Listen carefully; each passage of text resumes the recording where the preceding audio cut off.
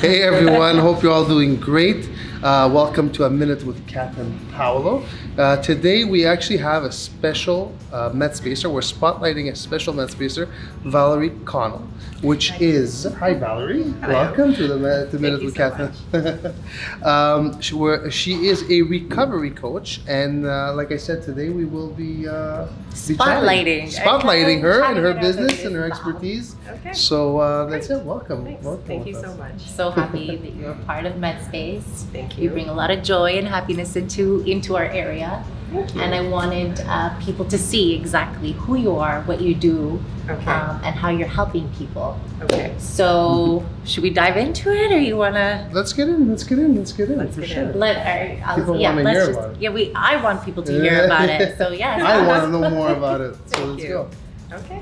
So, as a recovery coach, Yes. you say you strongly recommend the Sinclair method. Yes. What is that exactly, and how do the you approach it? How do I approach it? The Sinclair method is a healing modality that isn't very well known, but it's I would say the beginning of true science-based recovery, and it's something that has helped me with my personal struggle with alcohol as well.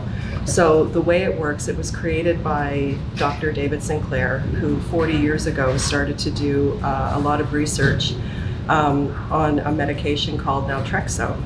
And that is an opioid blocker, which is you take a pill 1 hour before your first drink. And what it does is it prevents the endorphins, the body's natural morphine, which is released from being absorbed by the neural pathways that have been strengthened. Endorphins are like they're the happy hormones. Endorphins is actually our body's natural morphine. So what will often happen? Somebody has a drink, and you have a drink, and you have that. I Yeah. needed So this. good. Yeah. Okay, so that's the endorphins kicking in. So Okay. what happens is by taking this opioid blocker, the endorphins can't bind to the neural receptors.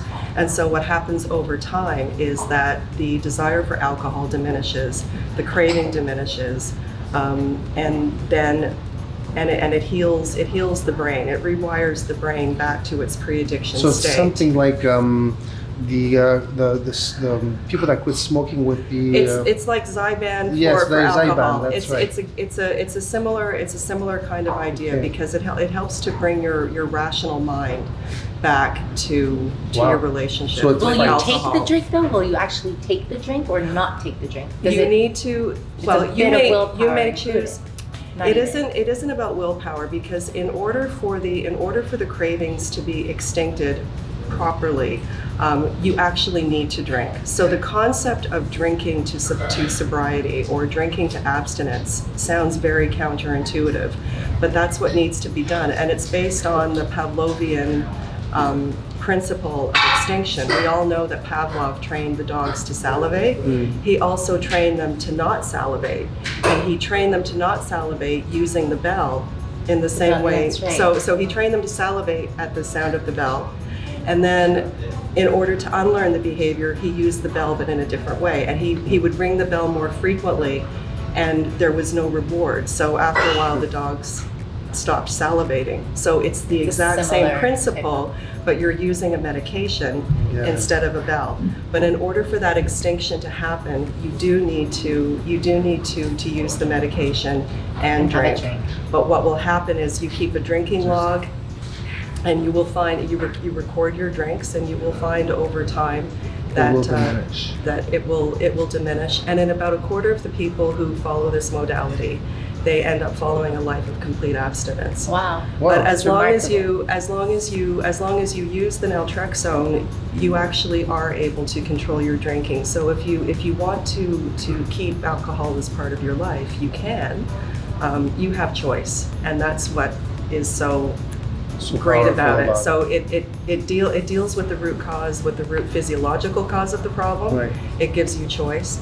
And when you can befriend your brain again, when your brain can become your friend again, then you can start to do the real work, to do the deep dive and find out, why have I been doing this to myself in the first place? Because living a conscious life, living a sober life, is about so much more than just eliminating whatever it is that you're abusing, right? You You need to go inside and figure it out. So the sooner we can tend to the brain, then we can start to tend to the other stuff, which is so important. So I know you're treating, like the treatment you say is really executives or entrepreneurs, but I think it could really target everybody with an alcohol. Absolutely. I mean, for executives and entrepreneurs, it's great because they can get onto the healing path right away, but they still have to work, right? You still have responsibilities. You may not be able to go to rehab, and you don't need to if you follow this modality. You don't have to lose time with your family, you know, and you can start to rebuild your life right away. Not everybody wants to go to meetings. Not everybody wants to make the public declaration that, you know, I am an alcoholic, and I'm, you know, people may want to maintain their privacy as well. So we're having that discussion, you know, It's the whole a big AA and saying, thing. I am an alcoholic. You're stating you are, right? Right. But there's that counter effect that you keep saying that you are, therefore you are. Just like when those affirmations, right? We say, oh, I am confident, I'm strong. Why don't we switch that and say, I am? Some people will identify themselves differently. You have to go back to 1935 when AA first came about, right? And it was the only thing. It was the only thing that you know, low bottom, as they were referred to then. It was the only thing that low bottom alcoholics had, and they're.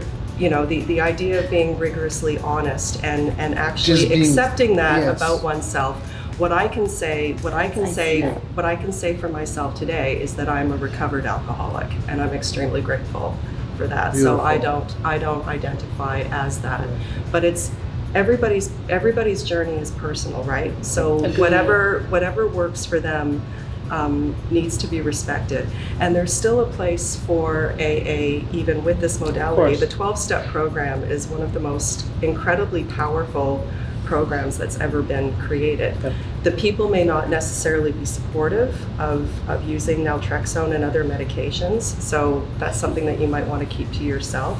But by all means, having one of the things that happens with an alcoholic or any kind of addict is you become isolated.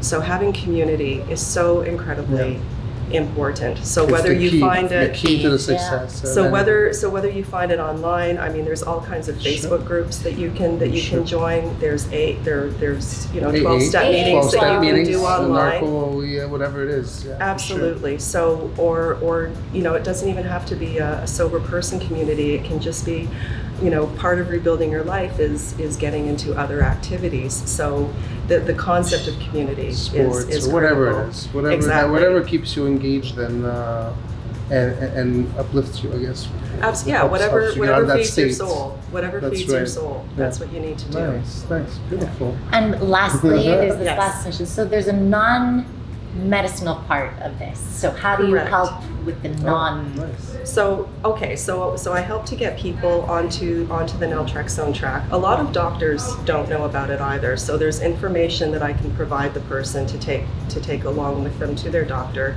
If they'd like me to accompany them to their doctor's appointment, I'm happy to do that.